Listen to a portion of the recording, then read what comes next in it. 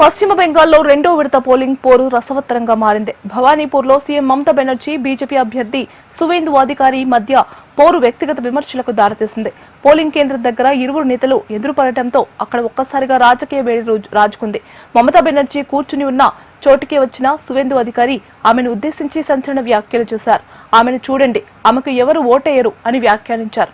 దీనికి కౌంటర్ గా మమత స్పందిస్తూ సువేందు గూండాలను వెంటేసుకుని తిరుగుతూ ఓటర్లను భయపెడుతున్నారని ఆరోపించారు.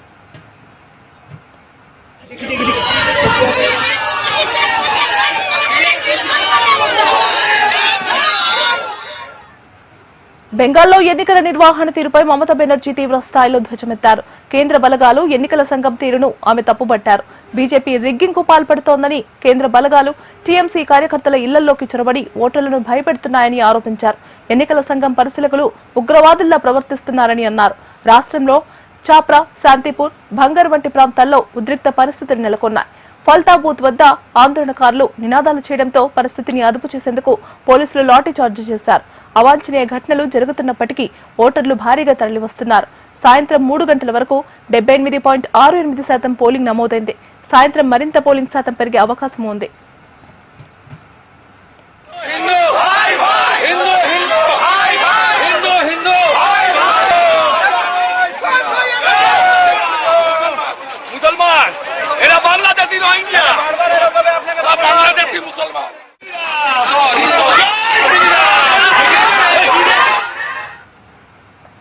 పశ్చిమ బెంగాల్లో రెండో విడత పోలింగ్ పోరు రసవత్తరంగా మారింది. భవానీపూర్లో సీఎం మమతా బెనర్జీ, బీజేపీ అభ్యర్థి సువేందు అధికారి మధ్య పోరు వ్యక్తిగత విమర్శలకు దారితీసింది.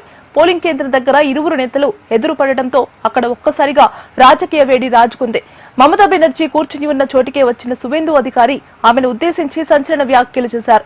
ఆమెను చూడండి, ఆమెకు ఎవరు ఓటేయరు అని వ్యాఖ్యానించారు. దీనికి కౌంటర్ గా మమతా స్పందిస్తూ సువేందు గూండాలను వెంటేసుకుని తిరుగుతూ ఓటర్లను భయపెడుతున్నారని ఆరోపించారు. బెంగాల్లో ఎన్నికల నిర్వహణ తీరుపై మమతా బెనర్జీ తీవ్ర స్థాయిలో ధ్వజమెత్తారు.